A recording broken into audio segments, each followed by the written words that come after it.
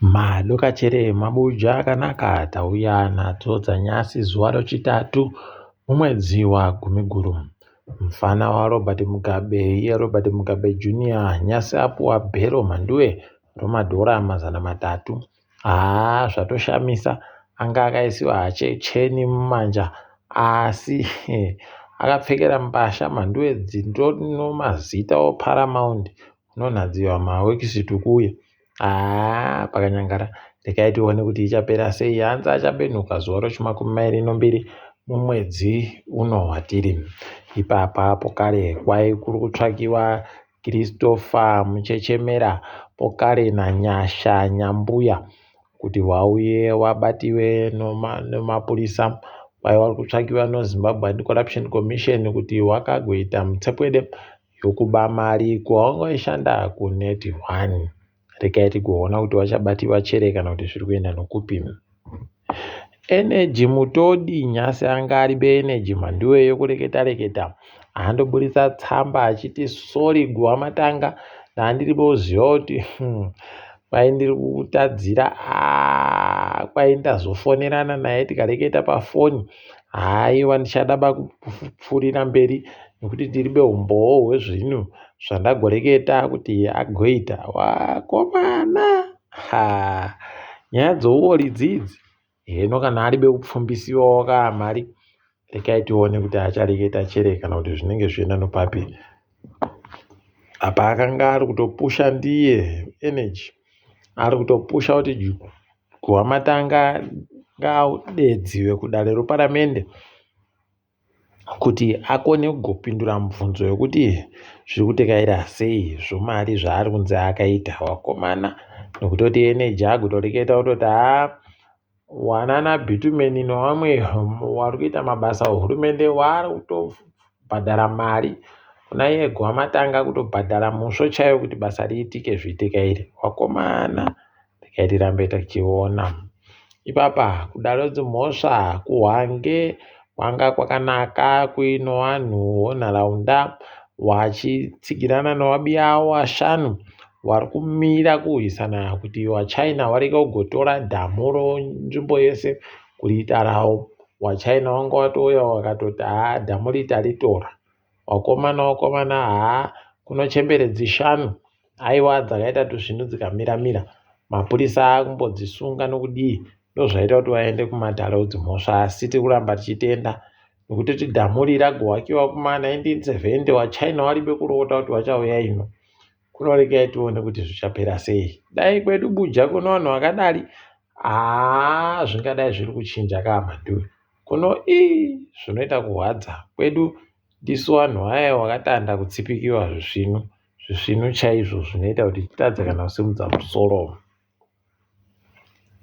Hwamunangarwa wanga waripo nyasi wachipa mapepa okupedza kufunda kuvafundi wanga vari kufunda pachikoro chofundo yepamusoro choNUST kuti makorokoto.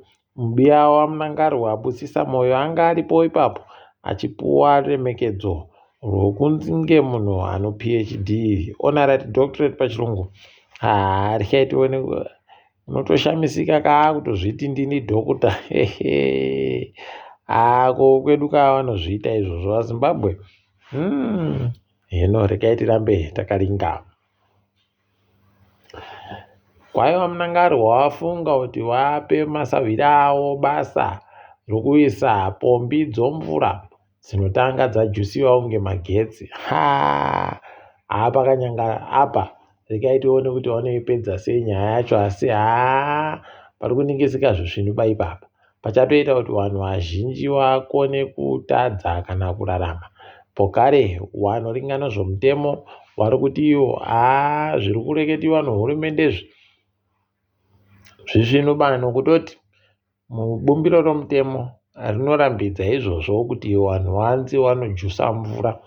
Inoda kuti mvura nekuti ikodzero yomunhu inofanira kusvika zvisvinu zvakanaka.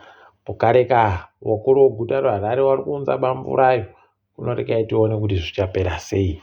Tinoramba takaringa hedu.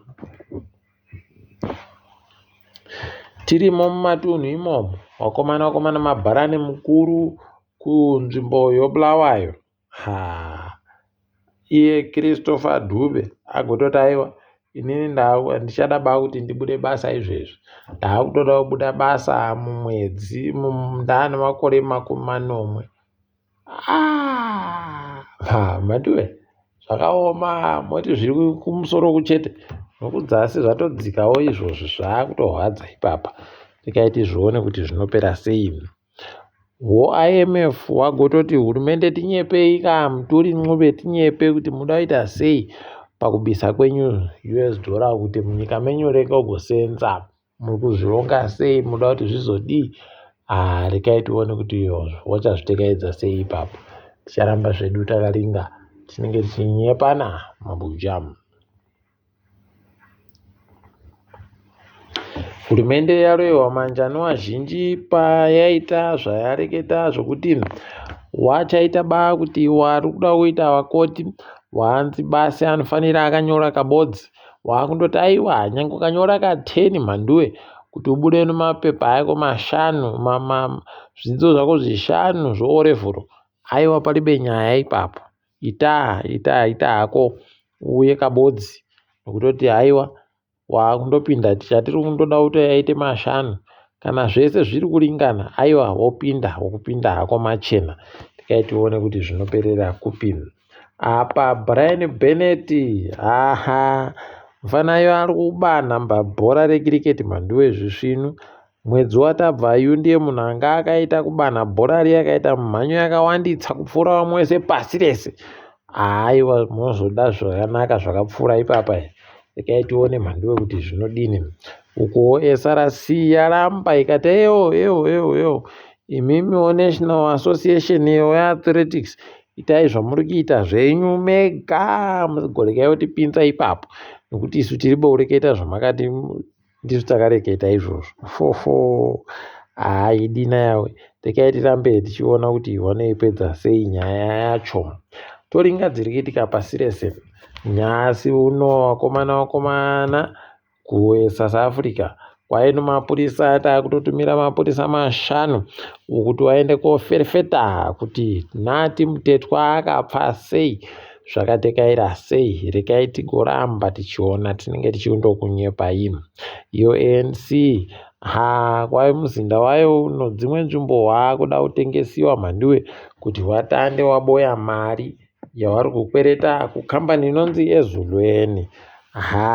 Pakanyangariwa hapo. Ezulweni yakatopuwa masimba ekuti iwe kwachurai muchienda ipapo. Rekai tione kuti zvinoperera kupi.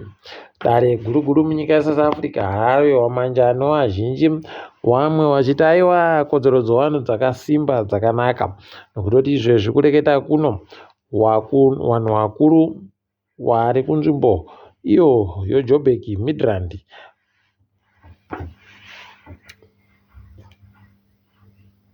wakubatanapo kare nevamwe vese munyika pakuita kuzvinu. Vaidare rati wana 5 wakukwanisa kubatana nana amai kuti mwedzi 4 inonzi vanhu vari kuenda kochengeta mwana mucheche vanokwanisa kupanana kuti uyu miviri kana kuti uyu mubodzi uyu 3 kana kuti uyu zvindoenda zvakadaro zvavanenge vawirirana nazvo. Tikati aiwa zvisvino. Tikaitione ipapa kuti vanoipedza sei, nokutoti vanhu vanga vari kurwadziwa kabisira nhandi. South African Police Service yagopuwa zvikopokopo nedzimwe motika dzakasimba zvokuti vaseenzese varume. Aiwa zvavo vabedu zvavo dai kuri kwedu kwandopuwa motika basi motika dzomashefu basi zvotopera izvozvo. Kuti wafunga kuti kune zvimwewo zvakaita sezvikopokopo kuri banozvifunga izvo, kuri banozvifunga. Wakomana pakaita kuoma chaiko. KuEswatini kwai kuno mumwe munhu anosenza kubazi rinonhadzira mapasipoti aamisiwa basa ipapa. Ari kunzi ndiye munhu akapa Kate Matlala pasipoti nochitupa zvoiko kuEswatini. Ukaona wabatiwa pakadari pakanyangariwa chaiko. Tikaiti kuona kuti inopera sei. Nyika yoChad yagototi dare reparamende ravo rabvuma kuti munhu ari kutungamira anotungamira kasingaperi achindovhoterwa papera makore manomwe. Haha, idiwi rekai tione kuti zvinopera sei ipapo, kuti vanozvifarira chere kana kuti zvichaita kuti vanhu varatidzire. Heno kuno vanhu 22 vakapfa kuMadagascar kubvira patanda wapfana kuratidzira ikweyo. Rekai tindoti mweya wapfa iyo dai yazorora murugare. Heno kuti zvichategaira sei, penyu wachabenhukapo kare. Heno kuBritain aimboita madhirama anonzi Patricia Routledge akanyanya kuita dhirama Keeping Up Appearances kuBritain ikweyo. Apfa namakore 96 pachirungu, kuti mweya wache uzorore murugare. Anonzi Sarah Mulali ndiye aita mukuru wekutanda kutungamira cheche yeAnglican ari mudzimai, kuti makorokoto ipapo. Toona kuti Trump wakomana wagotobhomba vanhu vekuVenezuela wanga vachiti ndo vari kuunza zvinodhaka munyika yeAmerica. Pakanyangara. Mweya wapfa vana vangaizorore murugare.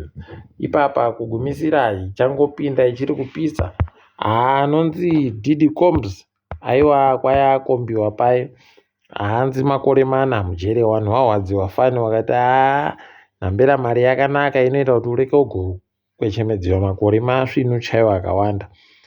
Asi rekai tigoona hedu kuti zvinopera sei. Tiri ipapo isu mabuja, rekai tigumire pano. Ndini wenyu Mhandiwe Onhau.